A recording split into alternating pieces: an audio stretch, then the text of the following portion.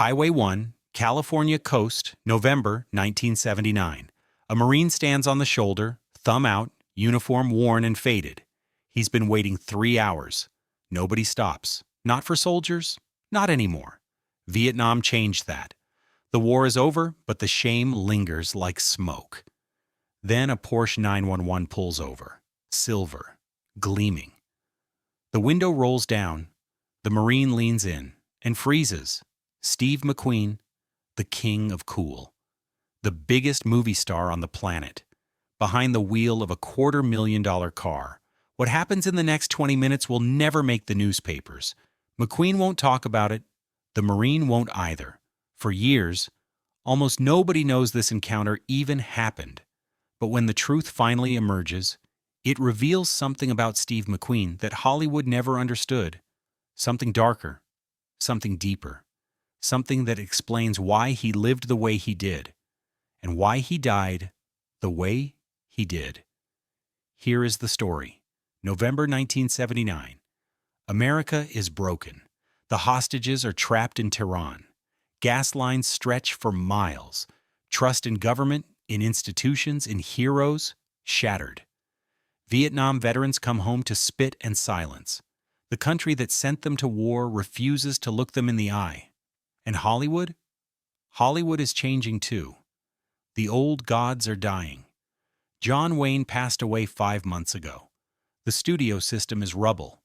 The new stars, Pacino, De Niro, Hoffman, they're different. Darker, more dangerous. The era of the classic leading man, the hero who saved the day and got the girl, is ending. Steve McQueen is 49 years old. He should be in his prime. But something is wrong, terribly wrong. The roles have dried up. Studios whisper that he's difficult, too expensive, too controlling. The fire that made him a legend is now seen as arrogance. His last film bombed. His marriage is crumbling. And deep in his gut, there's a pain that won't go away. He doesn't know it yet, but cancer is already eating him alive. He's driving alone that November afternoon, heading north on Highway 1. The Pacific crashes against the cliffs to his left. The road is empty. The sky is gray. He's thinking about his childhood, about the beatings, about the foster homes, about the rage that has fueled him for 50 years. He almost doesn't see the Marine. But something makes him look. Something makes him slow down. Something makes him pull over. Maybe it's the uniform. Maybe it's the way the kid stands there, shoulders squared despite the exhaustion. Maybe it's something else entirely. Something buried so deep, McQueen himself doesn't understand it. But here's what nobody knew at the time. This isn't random. This isn't coincidence. Steve McQueen has been looking for this moment his entire life. He just didn't know it until it happened. The choice he makes in the next few minutes will define everything. It will reveal the man behind the legend, the broken boy beneath the cool facade, the truth that Hollywood spent decades hiding. And it starts with a door opening and 2 words: get in. To understand why this moment matters, you need to understand who Steve McQueen really was. Not the movie star, not the icon, the boy. Born 1930, Indianapolis, no father, a mother who was an alcoholic and a prostitute, beaten regularly, handed off to relatives who didn't want him, shipped to a farm where his great-uncle worked him like a dog. At 8 years old, he learned that the world is cruel, that you survive alone, that trust is for fools. He ran away at 14, joined a circus, slept in doorways, stole to eat, drifted into gangs, ended up in reform school, 3 years locked up for stealing hubcaps. The institution was brutal. Guards beat the boys. Sexual abuse was rampant. McQueen learned to fight, to hide his fear, to show nothing. When he got out, he had 2 choices: prison or the Marines. He chose the Marines. 1947, 17 years old, angry, violent. Convinced he'd end up dead before 25. The Corps saved his life, gave him structure, discipline, purpose. For the first time, he belonged to something bigger than himself. For the first time, men treated him with respect, not because of who his father was. He didn't have one. Not because of money. He didn't have any. Because he could endure. Because he could fight. Because he refused to quit. He served 2 years, got demoted 7 times, went AWOL to see a girlfriend, spent 41 days in the brig, but something happened in those 2 years. Something clicked. The rage that had been eating him alive found a channel. The Marines gave him brothers. And when he left in 1950, he carried something with him, a code, a loyalty, a debt. He never forgot that the Marines gave him a second chance when nobody else would. But here's where the story gets darker. Fast forward to 1968. The Vietnam War is tearing America apart. McQueen is the biggest star in the world. Bullet, the Thomas Crown affair. He's making millions, and he's watching young men die on television every night.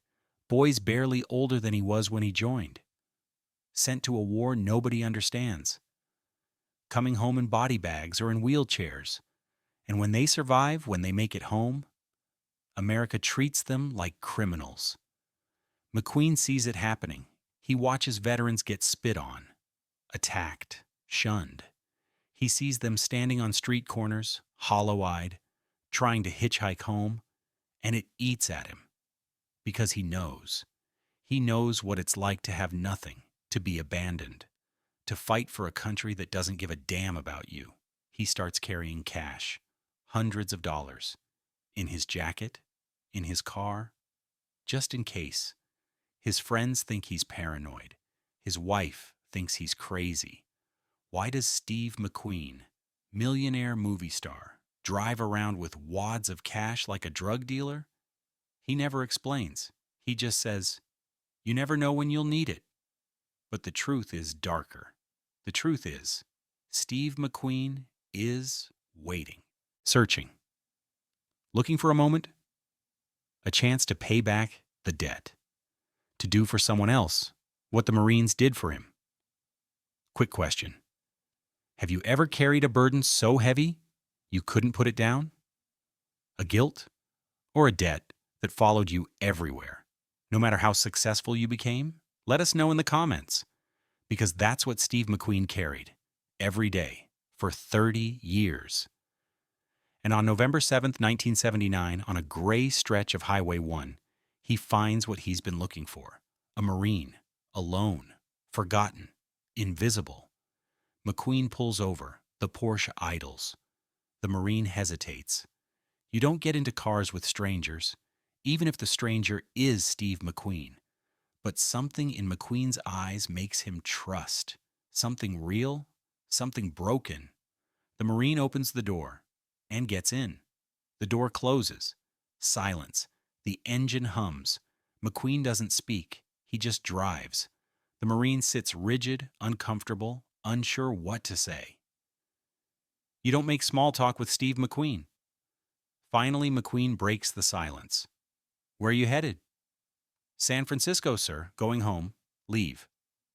McQueen nods. Doesn't ask where the kid's been stationed. Doesn't ask about the war. Vietnam's been over 4 years, but the wounds are still fresh. He just drives. The Pacific stretches endlessly to the left. Gray water. Gray sky. The world feels heavy. The Marine notices McQueen's jacket. Brown leather. Worn. Real. Not some costume department prop. It looks lived in. Comfortable. The kind of jacket you wear until it falls apart. McQueen glances at the kid. 21, maybe 22. Too young to have seen Vietnam, but old enough to carry its weight. The uniform tells McQueen everything. The way it's been maintained. The pride, despite the exhaustion. This kid is the real thing. You served? The Marine asks, surprising himself with the boldness. McQueen's jaw tightens. Marines. 47 to 50 before you were born. The kid's eyes widen. You were a Marine? I was a screw-up, McQueen says flatly. AWOL. Brig time. They should have thrown me out. They didn't. Gave me a chance. But there's something McQueen doesn't tell the Marine, something that happened in 1978, a year earlier, a meeting that changed everything. McQueen's marriage to Allie McGraw is disintegrating. His career is stalling, and the pain in his gut is getting worse. He goes to the doctor. They run tests, nothing conclusive yet, but McQueen knows. Deep down, he knows time is running out. That's when he starts thinking about legacy, about what he'll leave behind. He's made 40 films, earned tens of millions. But what does it mean? Who will remember him? The angry kid from Indianapolis who became the king of cool, or something else? He starts making plans, secret plans. He doesn't tell his wife, doesn't tell his agents. He starts liquidating assets, moving money, preparing, because Steve McQueen knows he's dying, and he wants to go. Out on his terms, back in the Porsche. The Marine is talking now, loosening up, telling McQueen about his family, his dad, how proud he was when his son enlisted, how he wore his old uniform to the ceremony, how he stood there, saluting, tears streaming down his face. McQueen listens, really listens, because he never had that. Never had a father who gave a damn. Never had anyone proud of him. The ache in his chest has nothing to do with cancer. They're approaching San Francisco. Another hour, maybe less. The conversation has shifted, deeper now. The Marine talks about coming home, how hard it is, how people look at you different, how you're trained to be a warrior. But when you get home, there's no war. Just bills, just traffic, just ordinary life. And you don't fit anymore. McQueen knows that feeling. He's felt it his entire life. The constant sense of not belonging, of being on the outside, of faking it. The cool persona, the sunglasses, the detachment, its armor, protection, because underneath, he's still that terrified kid in reform school, learning to hide his fear. They teach you to fight, the Marine says quietly, but they don't teach you to stop. McQueen's hands tighten on the wheel. The kid keeps talking. My dad, he doesn't understand. He thinks I'm the same, but I'm not. I see things different now. I react different. I wake up at night and I'm ready for combat, but there's no combat. Just my girlfriend screaming because I grabbed her too hard, and I don't know how to explain it. McQueen pulls the car over. They're on a cliff overlooking the ocean. The sun is setting now, breaking through the gray, red and gold streaking across the water. He turns off the engine. Listen to me, McQueen says. His voice is rough, raw. You're not broken. You're adapted. You survived by changing. That doesn't make you wrong. That makes you a warrior. The Marine looks at him, tears forming. But you gotta learn to live with it, McQueen continues. You gotta find a way to channel it. Work, training, something physical, something that burns it off. Because if you don't, it'll eat you alive. Trust me, I know. What would you have done in that moment? Opened up to a stranger? Or kept the pain buried? Comment below. The Marine nods. He understands. This isn't acting. This isn't Steve McQueen, the movie star. This is something real, something true. McQueen reaches into the back seat, grabs his leather jacket, the one he's been wearing for years, the one that's been in a dozen films, the one that's more a part of him than any costume. Take this, McQueen says, holding it out. The Marine stares. I can't take it. I'm serious. Mr. McQueen, this is yours. It's yours now. You earned it. Every Marine earns it. The kid takes the jacket. It's warm, heavy, real. He can smell the leather, the sweat, the history. Then McQueen reaches into his pocket, pulls out a folded stack of bills, $500, cash. This too. The Marine's eyes go wide. No, no way. I can't take your money. Yeah, you can. And you will. Why? McQueen looks at him. really looks at him. And for the first time in years, he's not acting. He's not performing. He's just a man. A broken man. A man who's run out of time. Because 30 years ago, somebody gave me a chance when I didn't deserve it. The Corps took me in when I was nothing, less than nothing. And I never forgot that. I can't pay them back, but I can pay it forward. So take it. Use it. Get your life started. And when you make it, when you get on your feet, you do the same for someone else. That's how this works. The Marine is crying now, openly, not ashamed. Yes, sir? And don't call me sir, I work for a living. The Marine laughs through the tears. It's an old Corps joke, and somehow it makes everything perfect. McQueen starts the engine. They drive in silence to San Francisco. When they reach the bus station, the Marine gets out. He's wearing the jacket, holding the cash. He turns back. Thank you. McQueen nods. Semper Fi. Semper Fi. The door closes. The Porsche disappears into traffic. The Marine stands there, holding $500 and a Legends jacket. He never sees Steve McQueen again.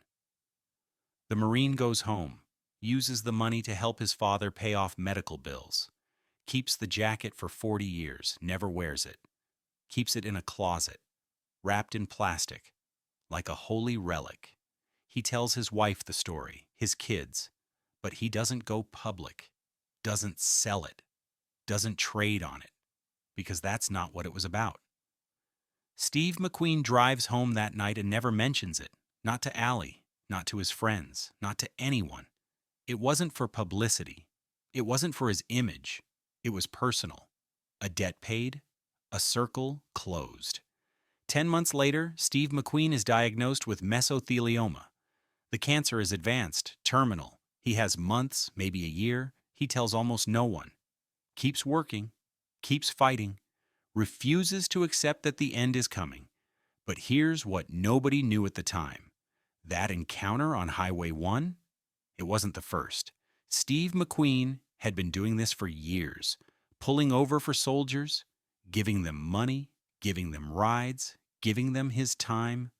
Dozens of veterans over the span of a decade, maybe more. Most never knew who he was. He wore disguises, drove ordinary cars, stayed anonymous, because it wasn't about being Steve McQueen. It was about being a Marine. The studio never knew. His publicists never knew. Hollywood never knew. Because McQueen didn't want them to know. He didn't want credit. He didn't want applause. He wanted to carry out a mission, quietly, privately, the way Marines do. But why keep it secret? Why hide it when it could have boosted his image? When it could have made him a hero in an era that desperately needed heroes?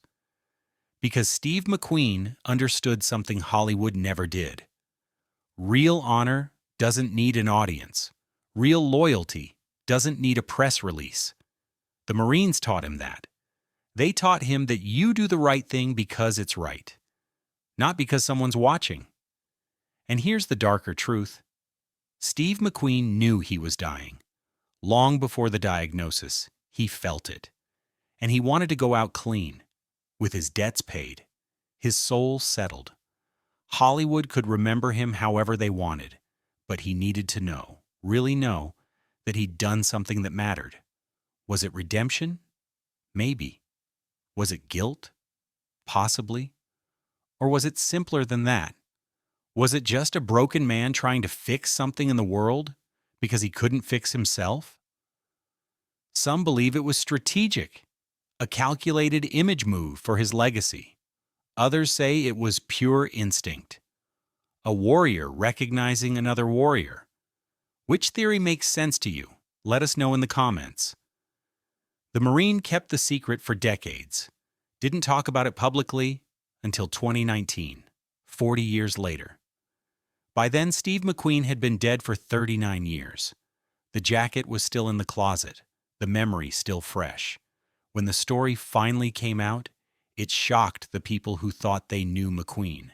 The agents, the directors, the co-stars, they knew the difficult star, the perfectionist, the control freak. But this was something else. This was the man behind the mask, the boy from Indianapolis who never forgot where he came from, the Marine who never stopped serving. Steve McQueen died on November 7, 1980, exactly 1 year after that encounter on Highway 1. He was 50 years old. The cancer had destroyed him, but he refused to die in Hollywood, refused to let them photograph his decay. He went to Mexico, tried experimental treatments, fought until the very end. In his final weeks, he talked about the Marines, about honor, about legacy. He made peace with his children, forgave his mother who had abandoned him, accepted that his time was up. But he never talked about the soldiers, never revealed the dozens of men he'd helped, never sought credit for the quiet mission he'd carried out for over a decade. That wasn't the Marine way. The jacket the soldier received that day is now in a private collection, worth hundreds of thousands of dollars. But the man who received it never sold it. He donated it to a veterans charity with a note, "Pass it forward, like Steve did." That's McQueen's real legacy. Not Bullet, not the great escape, not the cool persona or the fast cars or the millions of dollars. His legacy is the lives he touched when nobody was watching, the soldiers he helped when Hollywood would have mocked him for it, the broken kids he saw himself in and gave a chance. Steve McQueen was a difficult man, angry, controlling, haunted, but he was also a Marine. And Marines take care of their own, even decades after the uniform comes off, even when the cameras are gone, even when there's no audience to applaud. So here's the question for you. If you had 1 year left to live, what would you do to set things right? Who would you help? What debt would you pay? What secret mission would you carry out when nobody was watching? Let us know in the comments. And tell us which forgotten legend we should cover next. The dark secret Clint Eastwood kept for 50 years? Or the reason John Wayne was banned from his own movie premiere? And unfortunately, they don't make men like Steve McQueen anymore.